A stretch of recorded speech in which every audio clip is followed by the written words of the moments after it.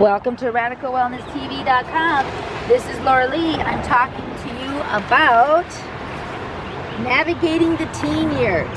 This is from the Office of National Drug Control Policy, National Youth Anti-Drug Media Campaign, a parent's handbook for raising healthy teens.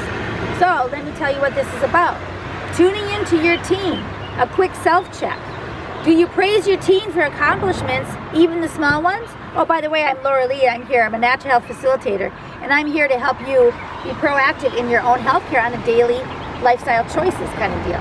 Anyway, to teach you how to take care of your body and other things, including your teens. And the reason why I'm reading this is because I know a lot of teenagers are struggling, and parents are struggling too, because I have a 16-year-old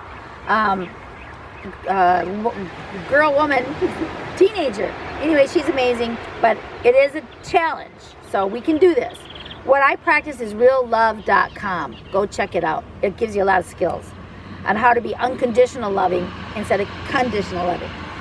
So tuning into your teen, quick self-check. Do you praise your teen for accomplishments, even the small ones? Do you spend time each day talking with your teenager? Do you regularly have meals with your teen and other family members? Are you familiar with your teen's favorite interests and hobbies? Do you know your teen's friends? So this is principle number 2, guide your teen. Setting expectations and rules. Teens are inexperienced. Expectations and rules provide support and structure for young people dealing with new situations and challenges. Expectations and rules are different, but both are essential and they work hand in hand. Expectations help you define the broad standards of behavior you expect from your teen. For example, you expect your teen to make responsible decisions. Rules bring your expectations to life, such as requiring your teen to be home at a certain hour. Rules and their consequences provide a concrete way to help your kids understand your expectations and learn self-control. Communicating your expectations is an important first step. Your teen may have a good sense of attitudes about alcohol and illicit drug use and other risk-taking, but if you haven't clearly spelled out your expectations, you are missing an opportunity. You may feel like you're stating the obvious, but teens don't deal so well with gray areas. They need to know exactly where you stand, and that's true. You've got to get real clear. Clarity is key with teens. There are many upsides to making your expectations clear. Sitting down with your teen opens the door to an important conversation about risky behaviors. Clear, firm expectations about risk-taking define limits for your teen and help prepare him or her for responding to temptations of a risky choice. And by discussing your expectations, you are sending a clear message that your teen is accountable for his or her behavior. A discussion about expectations also gives you a chance to hear from your teen. Many teens have a sense of "it can't happen to me" and need help fully understanding how a risky decision could affect them. You can use the conversation to probe the teen's thinking about risky choices and to encourage them to think more realistically about the likely consequences of their actions. While expectations are important, they may leave some room for interpretation.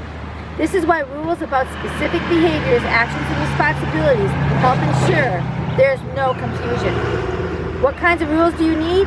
In addition to substance use and other risk-taking, you may want rules around curfew, unsupervised time, homework, chores, driving, cell phone, internet, and use of other media, such as movies, television, and video games. When it comes to rules, you'll get some pushback from your teen, but most kids expect their parents to set some limits. If your teen protests, be respectful. Listen and explain your reasoning. Here are some other ideas to make rule setting as painless as possible. Focus on setting rules for safety with an emphasis on providing guidance and rather than using power and or issuing punishment.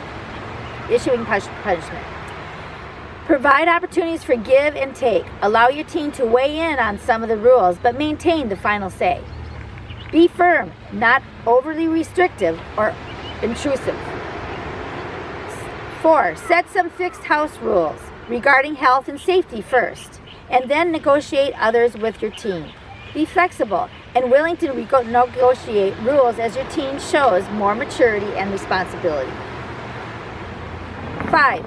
Be specific when it comes to rules about substance use. Tell your teens they are not permitted to use tobacco, alcohol, or illicit drugs. Number 6, don't forget to address misuse of prescription and over-the-counter medications as well. Non-medical use of prescription drugs is now a popular category of drug use among teens. Tell your teen that taking these drugs without a prescription or doctor's approval can be a dangerous and even deadly decision. Keep in mind that it's important to communicate your expectations to other parents as well. Parents of your teen's friends and other adults in your teen's life can be key allies for you, and it's good for them to know where you stand. Finally, don't forget to set clear consequences when you're talking about rules. Consequences aren't only for punishment. They keep teens alert and mindful about breaking rules and help slow them down the next time they're faced with a risky choice. Consequences also have a more practical purpose. They provide teens with a beneficial excuse to give their peers when resisting drugs or other risky behaviors. Well, that's handy. Here's some advice for setting consequences. Try to keep consequences supportive. Make sure they are about teaching, not about retaliation. They should be logical and not excessively harsh. 2, consequences need to be practical for the parent. You must be able and willing to enforce them consistently if they are to be effective. 3, follow through. Many parents have trouble upholding consequences consistently, and their teens are often aware of it. Number 4, use the power of praise to reinforce positive behavior. Look for opportunities to catch your teen being good. Praise your teen today as much as you did when he or she was a preschooler. 6, set some rewards and special privileges for your teen for following the rules. So this is about safety and just keeping them, safe, because they might not know what they're walking into. Tip, your teens will be more likely to accept and understand your rules if you take time to teach them about the values that are important to your family.